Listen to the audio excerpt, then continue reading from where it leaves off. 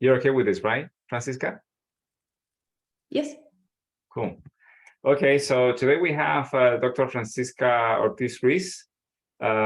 She's a sociologist from Universidad Alberto Hurtado in Chile, and has a master's degree in sociology and a PhD from Universidad Católica in Chile, and a PhD in sociology from the Mitchell Center in Social Network Analysis at the University of Manchester. She's the founder and coordinator of the Feminist Network of Social Network Sciences in Chile, and part of the Council of Women in Network Science, which Chang and Chinduk, you should definitely join, by the way. In addition, she has this great podcast that's the Knitting Networks, that's the name, which in Spanish means Tejiendo Redes. Yeah, you should check out the podcast also, because they do have like a lot of interviews to like very, very famous social network analysts, including myself. Not that I'm famous, but they interview me in Spanish though, so I'm sorry. Her areas of interest are mixed methods, social network analysis, social gerontology, care, gender, and science. And she right now is a postdoctoral researcher at the Millennium Institute of Research on MICARE care in Chile. Okay, so thank you, Francisca, for coming, and you can start now. Thank you so much for the invitation and all the nice words say just now about the podcast and about all those stuff. So, well, I definitely going to talk about that later on if you are interested in that.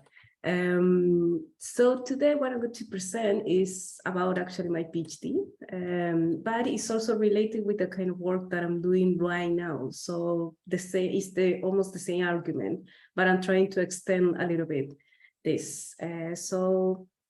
Today I'm going to present, let me, 1 second, there it is. So the whole theoretical framework of this thesis obviously is big, but I'm going to just mention a few things. So for example, the first one is that from social gerontology, I'm trying to use this approach about cumulative disadvantages and advantages, which is something that is new. It's not new if you are from, for example, from sociology or from different social science, in which is this idea that actually advantages or disadvantages could be accumulated through life, and you can actually track that in the life course. So then I'm a super sociologist. I did my undergrad, my master, and my PhD in sociology. So obviously I need to bring something to the thesis from there. And the framework that I'm using actually is relational sociology, which is obviously something that you already know probably because we're network people. And this is about these interactions, relations, networks, the study of those stuff, and just a broad sense, and using a lot of the literature that has been done from Nick Crossley, who is actually from the Mitchell Center for Social Network Analysis, in place in which I did my PhD. So the whole theoretical framework is using these two approaches and the combination of those two. But the main concept of the whole thing is social support networks. That's my main concept, as I was saying. So in this, I found that actually there are two main approaches to this concept in general. Obviously, there are some others. But the first one will be that defining social support networks as help and sustain of people, and something that is very positive in that sense. But the other approach, it could be defining this as an origin of constraints and actually stressful situations in which actually this relationship has some expectations within each other, and which can create stressful situations for people. So in this sense, I'm going to understand social support networks as a daily life thing, who actually have a cumulative advantages and disadvantages in it, and you can see that process. So social support networks are not static, they change over time, and they can change also accordingly with the dimension of social support that we are actually measuring it. So the social support networks are going to have many different dimensions, as you probably already know, but what I'm using in here are only 6 of them, because I select those for the case of study. And also I add a seventh one, maybe if we could say, that is negative social interactions. So in some way, I'm trying to measure the positive side of the social support networks, but also the negative side of it. So these are all the dimensions that I'm using: economic, emotional, well, economic or material aid, emotional, or it has another name. I forgot right now, but advice, physical system, conversational or feedback, they have different names sometimes, but the idea is the same. So yeah, I was saying I also incorporate this idea of adversities through the whole concept. So about social support networks during aging, specifically, we have a lot of research actually, which is super interesting from my side at least. So we have a research about the loneliness, the isolation of older people, and how does it differentiate between class, gender, age. We have also information that says that if the person have a solid social support network during the whole life, is more likely to actually not feeling isolated or lonely. And we have other ones, like, for example, the family relationship are the most important ones or the more central. We have information about the size. I'm going to just skip a little bit this to go to the case. So the research question in here, which is the one that actually was the whole argument around this question in the whole research, is how do older people deal with their experiences of retirement and how that is associated with their social support networks over time. So I'm using the case of study of older people from Santiago of Chile. As you might know, if you already know George, obviously where is Chile, but I just need to point it out sometimes. So about the data collection and analysis. So I'm using a mixed method approach. That is something that I have been using for a long time and in different researches. So it's part of my nature as a researcher. So the data collection was done through 3 months of collecting interviews in Santiago of Chile between October of 2019 and January of 2020. If you know a little bit about what happened in those months, there was a lot of social movements and a lot of stuff. So I'm not going to talk about that right now, but just to have it in mind. And the amount of participants were 30-year-old people. And for each one of those people, I actually construct the whole life history of each participant.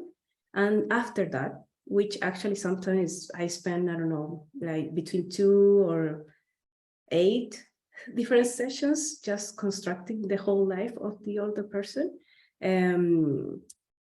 After that, I asked them which ones were the most important events during your life. And they decide some of them. Sometimes there were 10 events, sometimes there were 3 events. It was very different between each other. And for each event, I construct the whole, I use the name generator tool to construct, to ask them first, who were the important people in their life in that moment, and then who gives them material aid, emotional support, advice, and then I ask for each of those dimensions, the 7th one, and then I ask in the other direction. And obviously I asked if anybody else was there that they were missing. About the participants, they were divided by gender equally and also divided by district. So I have people from a high class district or a middle class district and then from the low class district. For the analysis, I did many things. I did a quantification based in a narrative analysis approach. I use timelines. I use a lot of centralization measures to check this stuff. I do a composition and structure analysis of the networks, but I also apply a QCA with social network measures. So I use a mix of a lot of stuff. So the mixed method approach, actually, you can find it not only in the data collection, but also in the data analysis and in the whole construction of the research.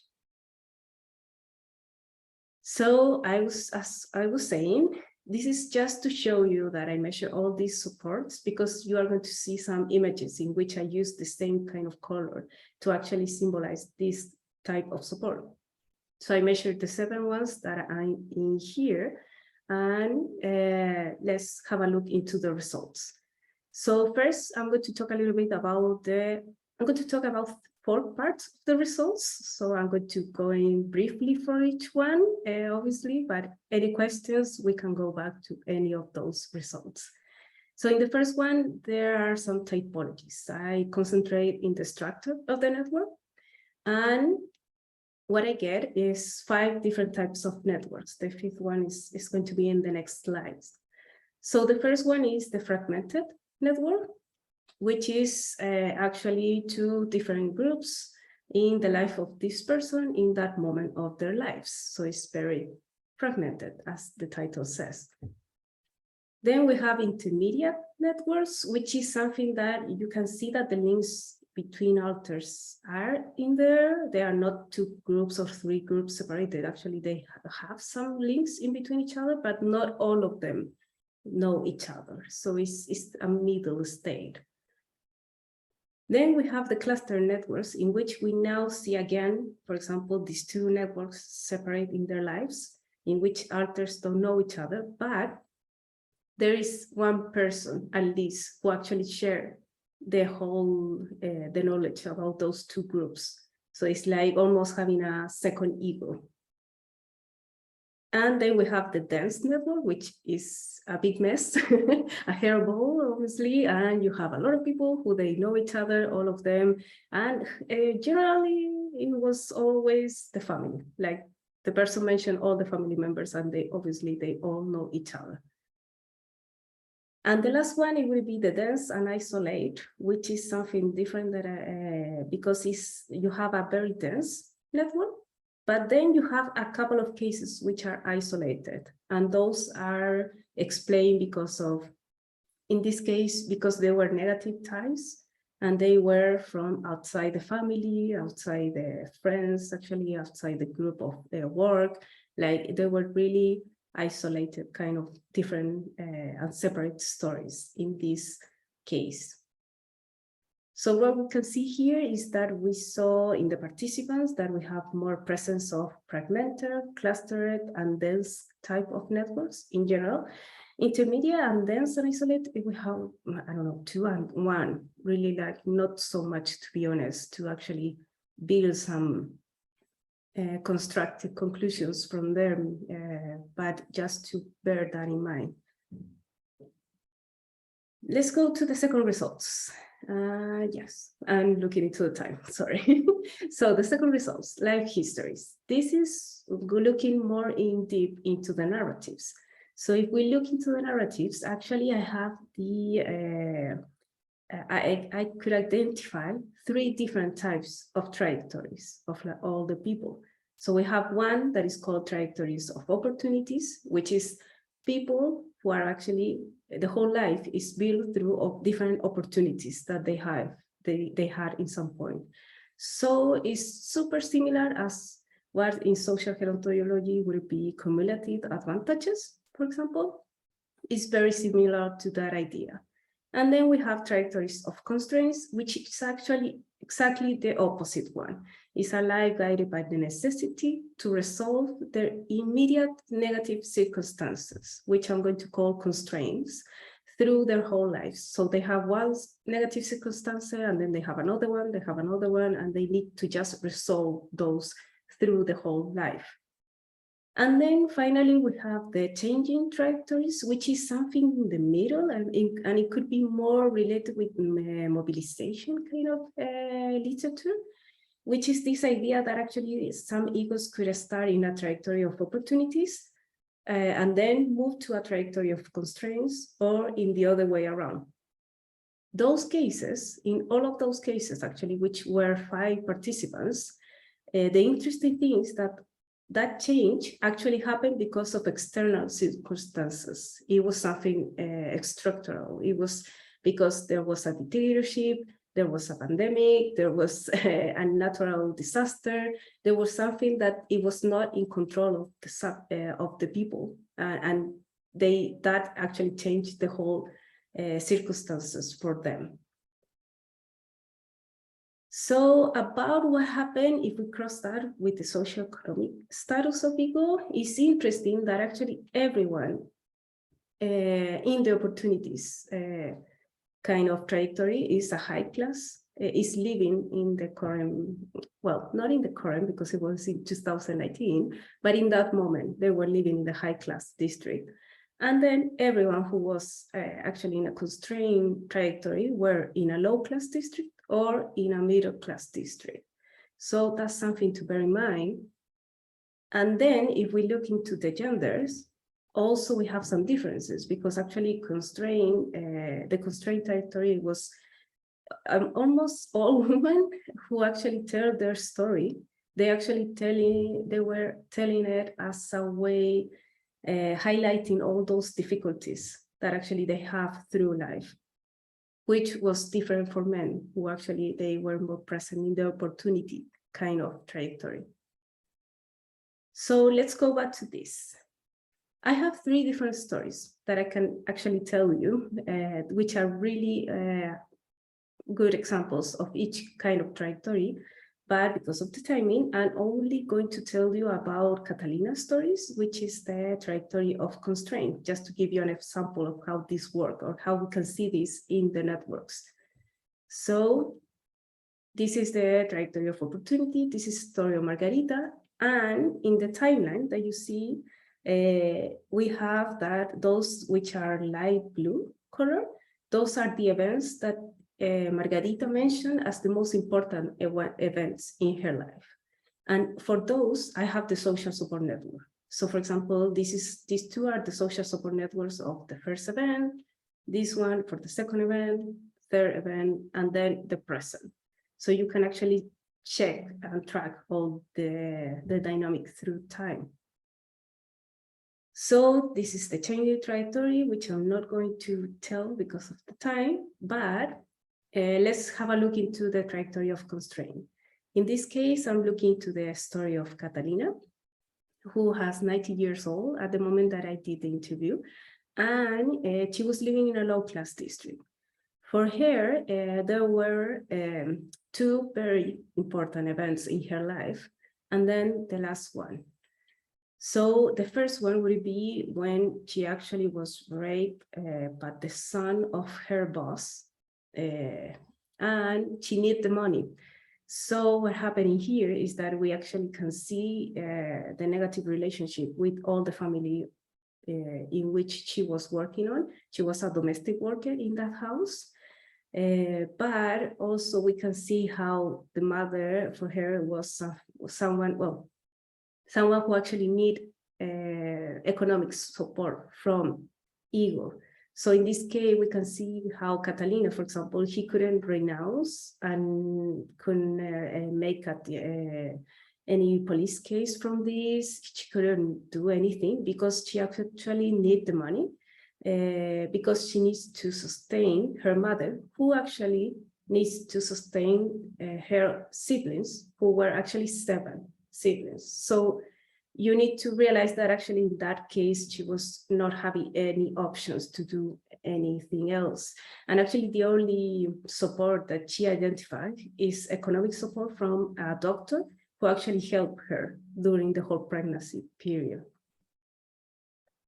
Then we have a couple of years later, well, a lot of years later, she has the death of her husband and son, which were during the dictatorship and because of the dictatorship. So this is actually a second event in which she couldn't do anything.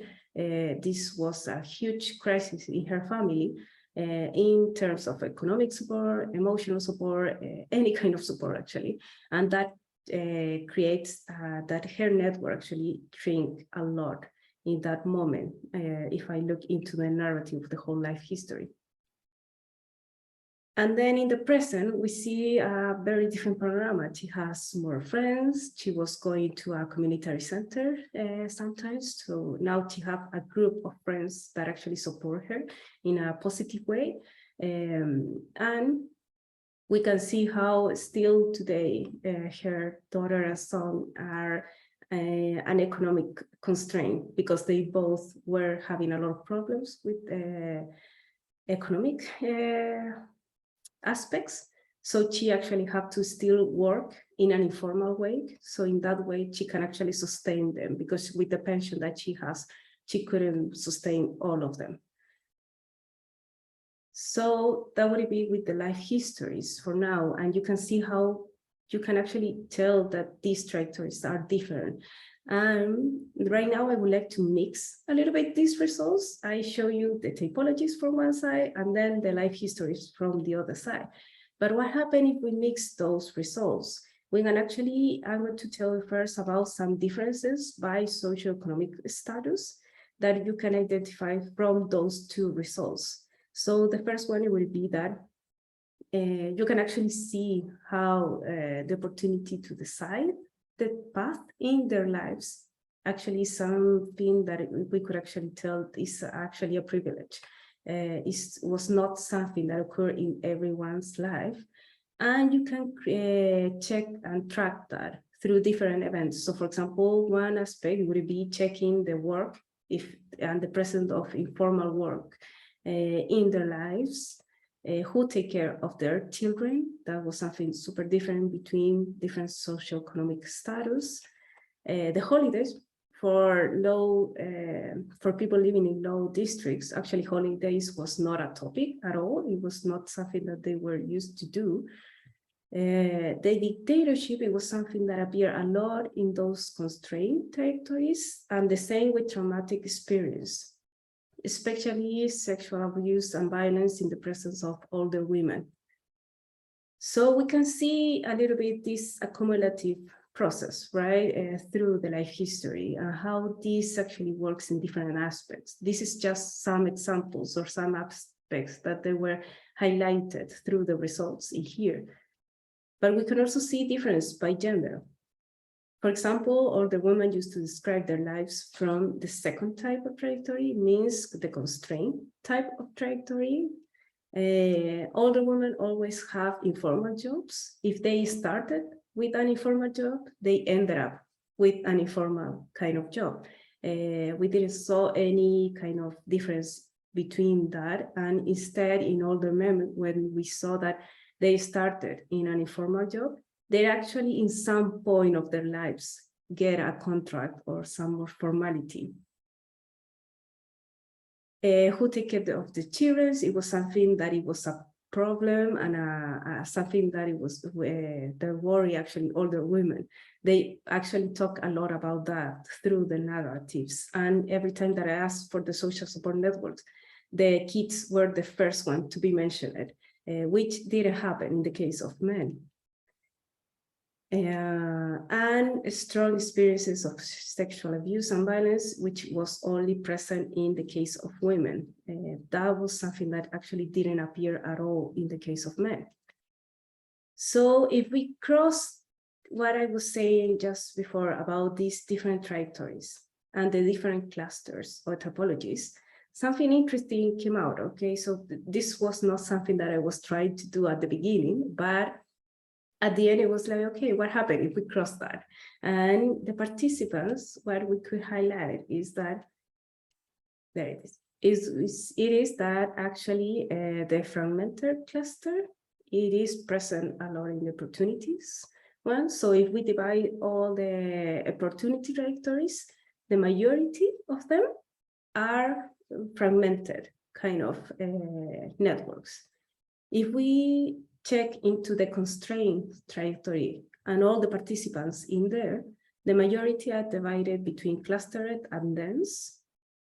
But then if we check in the changing trajectory, which are not so many, okay, this is very little numbers, there were two into the clusters. So in some sense, we could actually say that actually the fragmented networks, if you remember, they were very different groups, that they were not know each other. And we could hypothesize in a future work, maybe, because obviously this is not representative with these numbers, but in future work could be hypothesized that maybe the fragmented networks actually give people more opportunities in some sense and more access to different resources, information, different groups, that could be interesting, right? Because this could be related with all the literature of social capital and that kind of stuff. But this is something that is definitely something to check into future research. It's not something that I check in that point. So for the fourth part of the results, I would like to talk a little bit about the QCA. So when I went back to my research question after having all these results, I looked into my research question and I was like, okay, but I'm missing a little bit about how satisfied is these people with their retirement? How is their experience of retirement? Because that is something important in my research question, is how they deal with the experience of retirement is actually very related with that, if they are satisfied with that or not. So I look into the references about satisfaction with retirement, and this is a big, awful text with a lot of references and stuff, but the whole idea of this is just showing there is a lot of work on that topic, but the majority ones are something, they use this classical question that they ask directly to people, like, how satisfied are you with your retirement or with your pension, that kind of stuff, and it is a measure from 0 to 10. So what I appreciate from the QCA is that actually allows me to use the qualitative, well, I don't like the distinction between quantitative and qualitative, but if we need to use it, just to give an illustration, I really like that in the QCA, you can actually construct the outcome and the variable in there. So you can actually construct this in relationship with what happened in the life histories, and not only in the sense of what they mentioned, like a number. So I can actually incorporate in that the emotions, the experience, what they were feeling, the experience, the histories that they have during that period, which is a little bit more broad way of looking into this concept.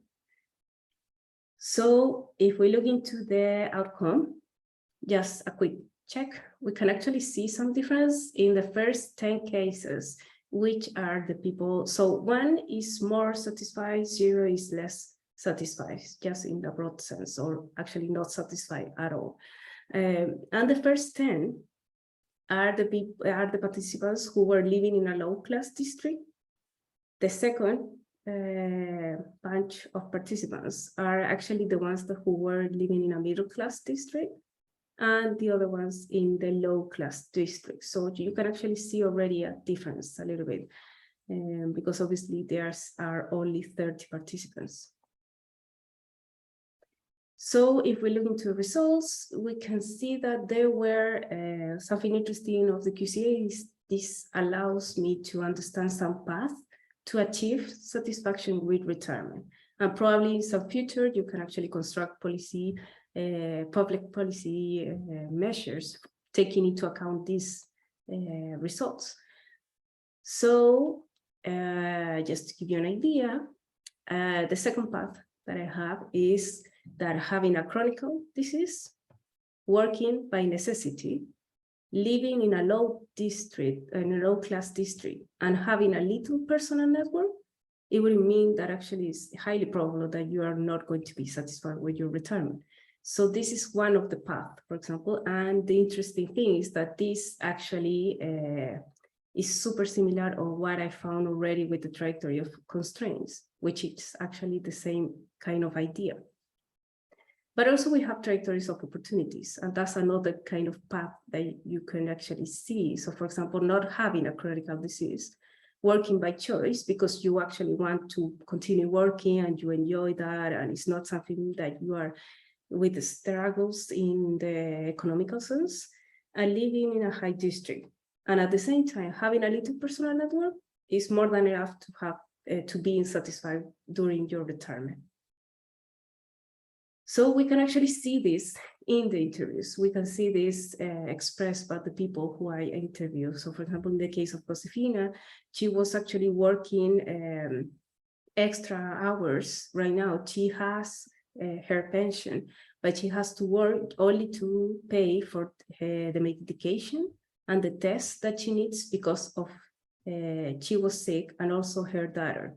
So we can see how she was also in the constraints type of trajectories, and the health issue. It was a huge part of her whole current experience. So we can also check other kind of conditions that I measure. I measure a lot of conditions, okay? So this is, I'm going to just go quickly through some of them. But for example, living with someone else, it was highly consistent with the fact of having, of being satisfied with retirement, or someone who actually helped with domestic tasks, that kind of thing, which is also something that I could check with the life trajectories and the social support networks. But then when I check into the ego with the social support network measures, what is interesting that is some of them are actually consistency. Well, when you are doing a QCA, you have a high level of consistency if it's more than 0.8. But actually the other ones that I'm showing here, they are modest kind of consistency, which is actually, it's not bad, and actually it's good, but it's not the best. So what I'm highlighting here is the ones that are higher.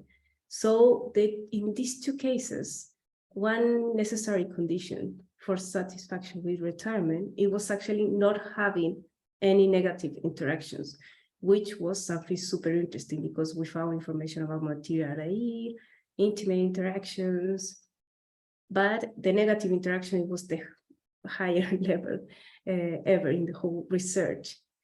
And if I go to the participants who actually have some negative interactions in their lives, it was super interesting how actually the whole life history, it was shaped by that negative interaction. So it was something super clear to see into the interviews.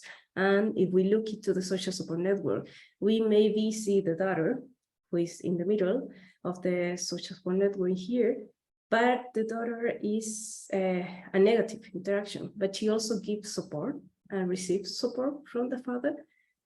But if we look only into the social support network, it's interesting how we could have a number of 1 negative interaction in comparison with, I don't know, 6 positive interactions, which doesn't sound so bad.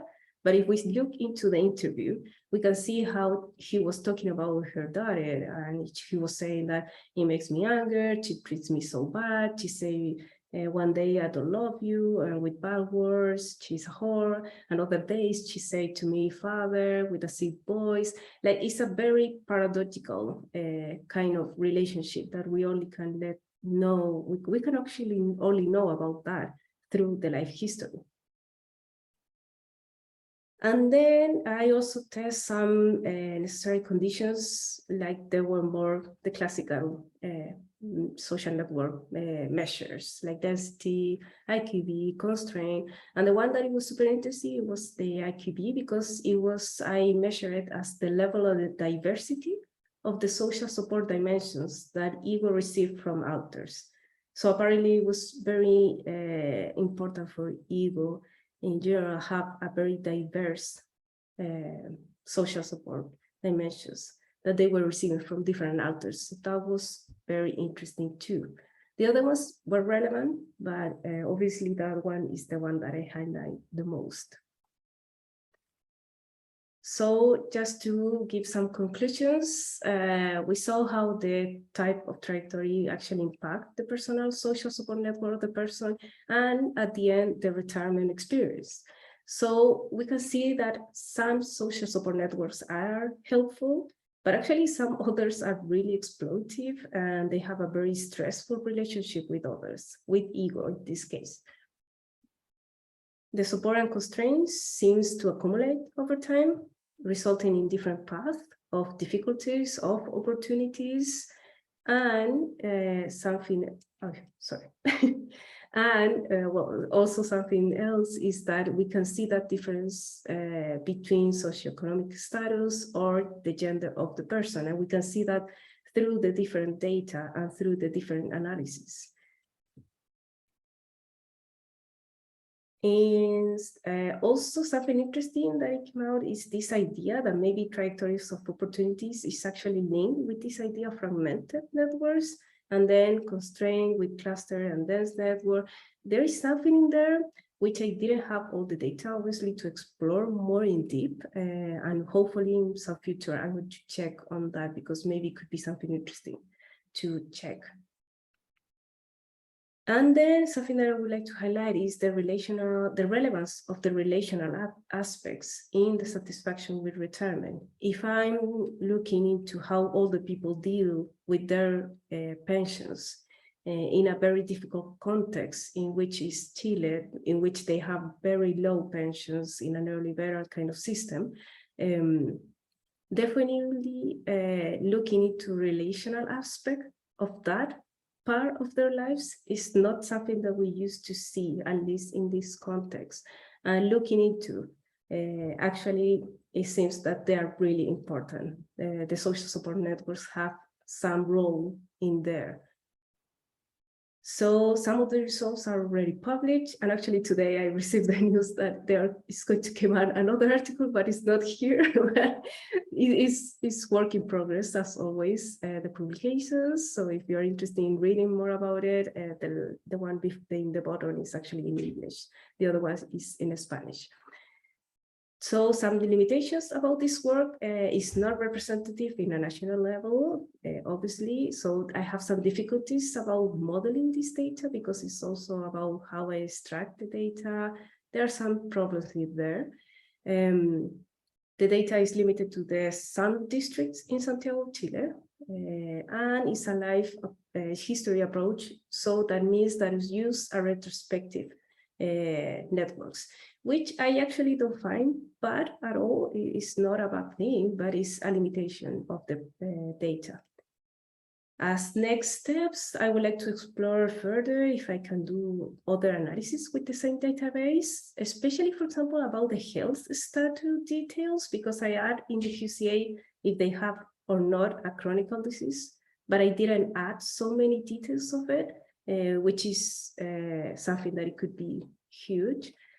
And then I would love to test this with more representative database on a national level, but it's super difficult because in Chile we don't have any social networks kind of surveys with this kind of data, but maybe I could test this in other countries because we know there's a lot, well, there are a lot of surveys that maybe could be useful for this in United States and some countries of Europe. I would like to take this into an outreach and engagement with the public, all these results in some point, and doing some different research that actually incorporate complete networks and longitudinal data could be super interesting too, which is something that actually I'm trying to do right now in my postdoc. So that's a happy ending, I think. So thank you very much for all your attention. As George mentioned, actually, I have a Lipid Network podcast, which I always publicize in this instance. So there it is. You can scan the QR and have access to it. If not, I can send you the link later on. Thank you very much. Thank you, Francisca. It was very interesting. Anyone has a sharing? Yeah, that's okay. So anyone would like to make any question? I have a question. So yeah, thank you. This is very interesting. I'm interested in the idea of associations between the trajectory and kind of the structure of the social support network. And I know some of this you talked about you need to look into further, but do you have ideas about, can you tease out like causality? It seems like on the one hand, you interpret it as the trajectory creates the social support network, but it could be the other way around. And it could actually be both ways. And that would be important for if you want to come up with some intervention or something, like some, you know, approach for helping people improve their lives or their, you know, happiness with retirement or whatever it is. So do you have any ideas about the causality and also what could be done with that information? Sure. Thank you so much for that question. Yeah, it maybe did de-emphasize in a weird way, but what I found at least is that it's in both directions. So I definitely agree with you. Is that the social network support is actually has an impact into the trajectory, but also in the other way around. And we can see that only because of the different data that I have. So that's also something interesting that, for example, in the life history, we can see how the trajectory seems to be the most important thing. But then when we have a look into the social support networks, and I ask them in very concrete way, like in a very practical way, like who were the people who were helping you with emotional support, the answer seems different, right? It seems like actually the social support network has a more relevant, actually was a more relevant part of the whole life of the person in that moment. So I think it's not, I cannot conclude in any kind of causality kind of sense, because obviously I cannot, I think for that I would need other kind of data or the stuff or the tools for doing it. And this, the whole objective of this, it was trying to have a lot of data and information about what is happening in here first. But I would love to actually look into that further into the future and trying to reach that kind of question, because for now it seems to me that is both ways in different periods, and depending of the data that actually you have, that change. That was at least what I saw in this research.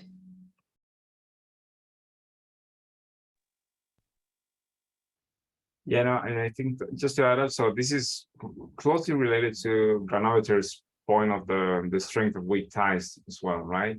And actually, so recently on Twitter, I saw this. There's a lot of like people. What's the word?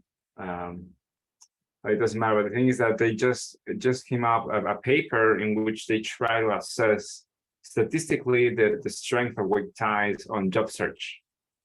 Sinan Naral, which is a scholar from MIT, he did a study, an experiment, large scale, to do some testing on the causal inference sense of how does your network structure affects your likelihood of getting a good job.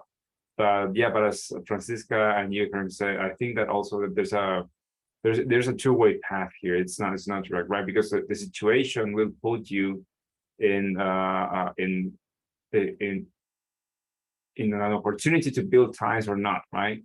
And vice versa, right? So it's yeah, but it's very nice, very interesting. Yeah, well, exactly. Like a lot of the cases, they have the problem of the dictatorship, which actually changed the whole of their lives.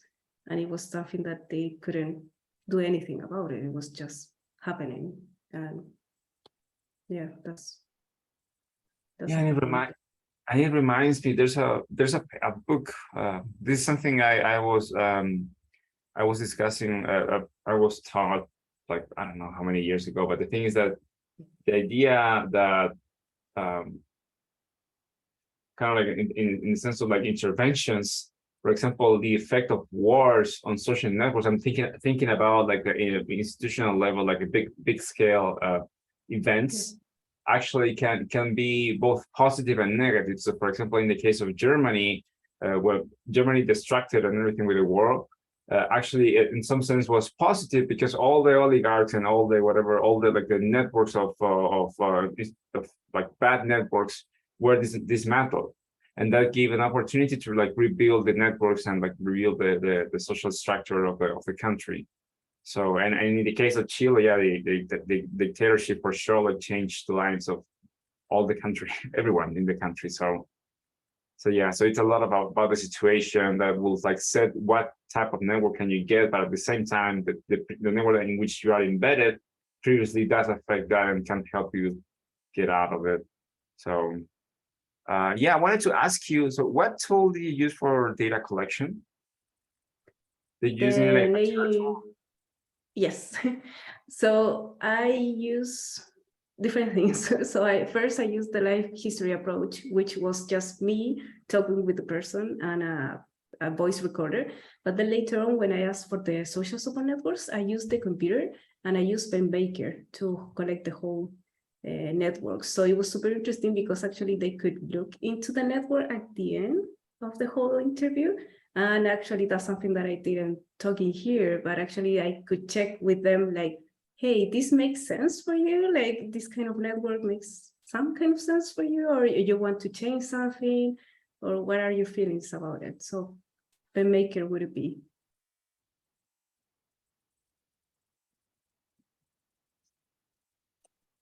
Yeah, and have you thought about like the other tools that are out there? For example, we have actually there's a workshop coming here that from the people from Northeastern University is going to be presenting, sorry, Northwestern Network Canvas. Have you ever used Network Canvas for any of your studies or? Yes, I have some problems with it. Yeah, I really deal with that. Yes, so in that point, I use BenMaker because it's super useful to show the social support dimensions, everything in one simple image. And you can see ego with the different colors in it, and you can actually have the 7 colors for one altar. And that's super useful in a visual perspective. And also the people seems to understand that very easily. But then when I went to, so I didn't have Network Canvas in that moment, so it was impossible. But then right now I'm doing my postdoc and I'm doing also interviews to all the people. And I tried with Network Canvas and it was a little bit difficult because I think the expectation of the interview was too high. I wanted to construct like 8 different networks and it was too dynamic and complicated, at least for the first days in which I did the interviews. Right now, I'm only working in a community center in a low-class district. So I have very technical and practical issues. And because I couldn't wait for the fieldwork, I just then skip that and try just to collect the data with pencil and paper in the old-fashioned way, because I need to collect the data and do it in a fast way. But definitely something that I tried and I would like to try in the future again. And actually, specifically with that tool, because I know they have some work with older people using that tool. Mm. Cool. And I was thinking also, sorry, if anyone wants to make a question, just let me know. But I was thinking about the traumatic experiences in men, and especially like from the sexual abuse and violence.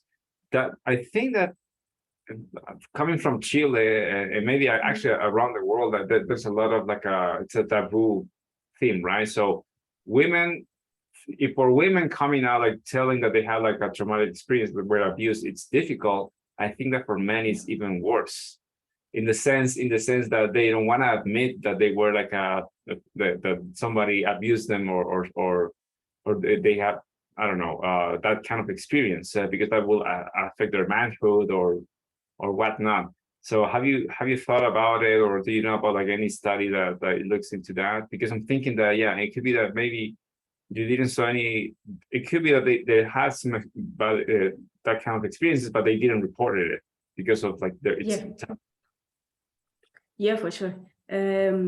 So what I think there is that my role as researcher, it was complicated because obviously I'm a woman. I don't seem so old, so it's easy for them to see me as a granddaughter rather than a researcher, which was something complicated to deal in during the interviews, right?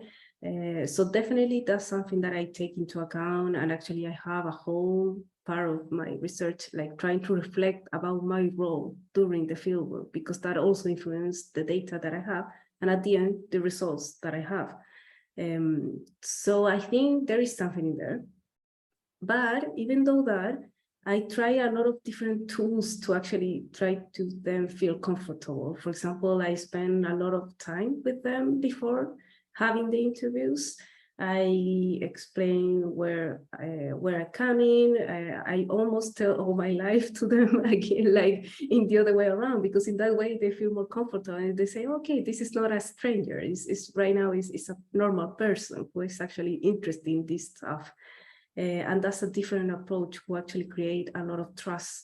And I spend a lot of time actually talking with them beforehand, because I mentioned that in that point in Chile, there were a lot of social movement happening, institutional crisis. I don't know how to say it in English, to be honest, but there was a huge thing happening. And a lot of them were not exactly trusting in a lot of people, obviously, because of the circumstances. So it was super difficult to reach them.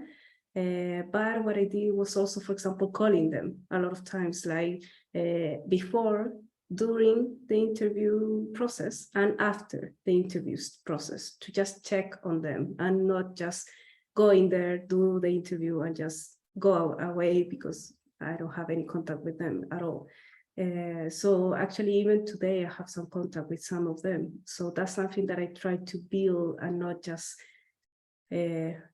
not leave the impression that they are just rat of laboratories in some sense, which is something that I feel like in a lot of different fieldworks that I have done with older people. That's the first problem that they have.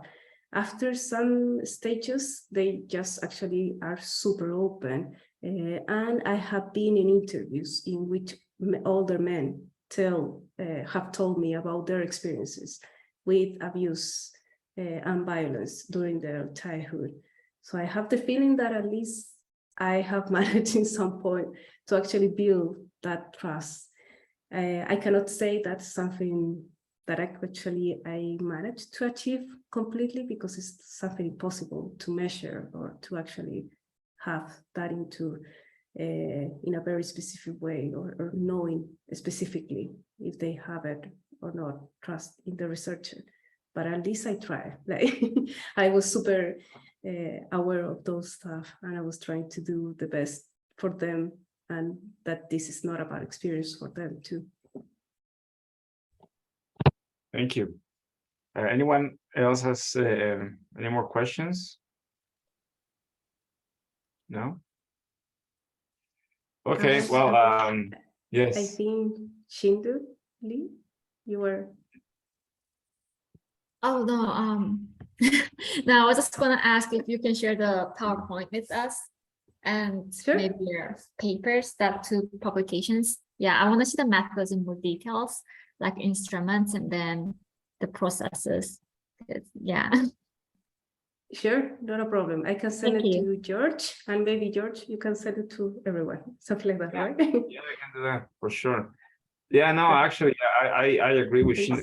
I'm not an expert in surveying and field work. I'm a methodologist, but I think that what you've done here, it's worthwhile. Maybe, I don't know, maybe I'm exaggerating, but maybe writing a paper about your experience doing the survey, because we have been looking for information. Like I don't know, I think it might be very many folks here at the U, including Shindu, and a couple of others that are not here right now. They're thinking about like running surveys and all, actually with elder individuals. So I think this is like very valuable what you have learned. It'll be nice if you can share more about that at some point in the future. Yeah, I would love to. Actually, I start working on a paper that is the type of paper that is work in progress. So hopefully in the future I could share it. Yeah. Awesome, great. Well, if there's no any more comments, questions, thank you again, Francisca. It was very interesting. I have the recording as soon as I get it done. I'll share with you, and I'll post it in our YouTube channel. So, thank you again. Thank you so much for Thank listening you. and be here. Yeah, thanks. Okay, take care. Bye. Bye.